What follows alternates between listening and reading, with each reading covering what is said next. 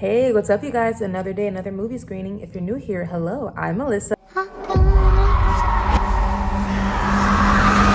So today I'm super excited because I'm supposed to go to a screening for Talk to Me. I say supposed to go because, you guys, I'm gonna sound a little bit douchey here, but sometimes I am able to get invited out to go to some movie screenings, but I typically don't get them for A24 yet. So I found that there was an open general screening and I'm gonna go, and usually these are first come first serve, so that means that there's typically a line for it. So I am willing to wait in line to go watch this, and I said all this because I want to let you guys know later when I come back to do the reaction slash review. I want to let you know if it was worth standing in the line. Hopefully I don't stand in line for too long, but this movie has been the talk of the town in the horror community, so it has made me very curious. I recently found out that it was made by RackaRacka. They are the Australian, I think, brothers or friends. I clearly had not been familiar with their content before.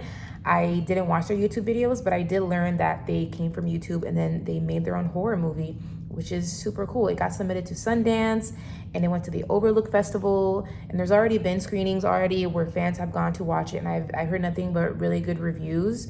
So I'm excited. I am a girl, as you can tell from my channel, I'm a type of girl who likes different types of genres. I'll go watch it if it's a horror, an action, a romance, or a drama. It just depends if the topic interests me, or if the actors interest me, or if the director interests me. I don't like putting myself in a box. I like different types of content. You're gonna come with me and hopefully cross your fingers that the line isn't too long and that I like the movie.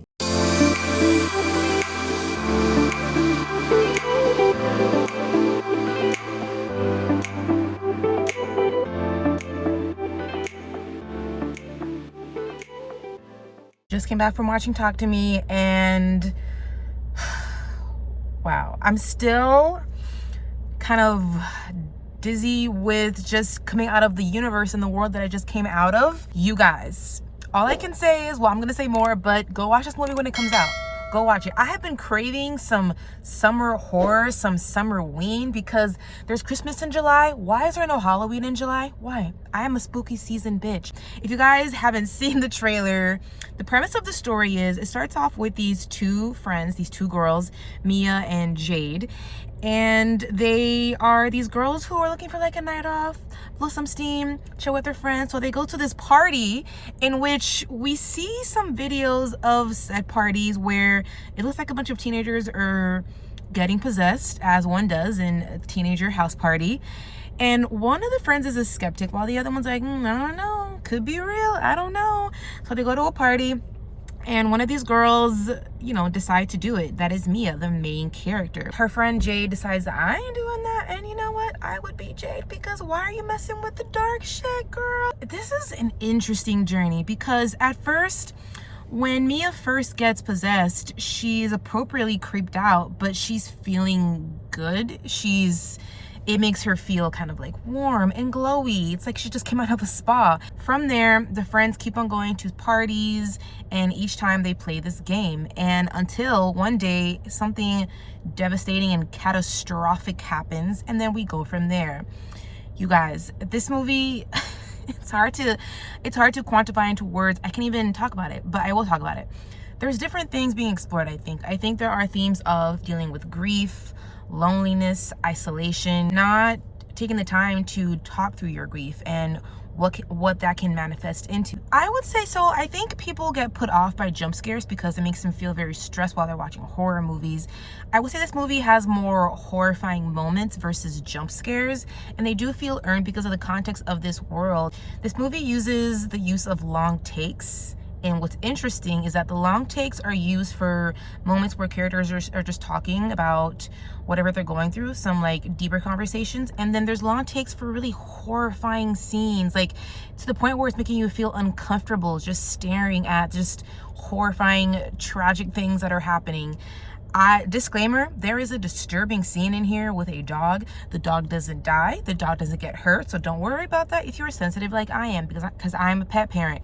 But just know that because I guess that is a minor spoiler. That is one of the scenes where I was just like, what? I need to shut my eyes. It was super disturbing.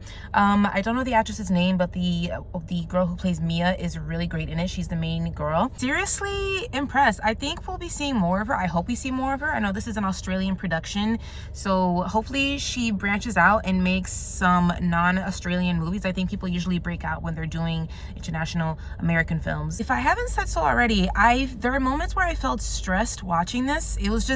It built very good tension. There's times where you're just kind of like gripping at your seat, or if you're like me, because I was like in recliner seats, I was just like sinking further into my seat because I just wanted to get away from the screen because I just like, my body couldn't take it, but I also couldn't look away.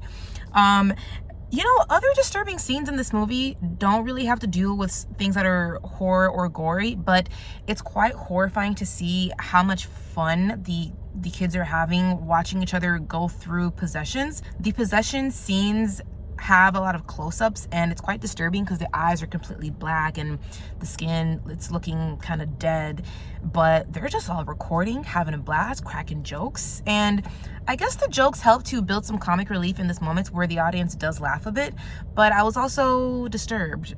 Because I think that's kind of how it is in real life. When somebody is going through something terrible, it's kind of like when you're watching a horrible car wreck, or people like us who watch these horror movies over and over again doing these things to ourselves. Why are we so drawn to that? So I think that's also one of the things that's explored in this one. I believe this is their first feature debut movie. I give them mad props. I will give this a 4 out of 5.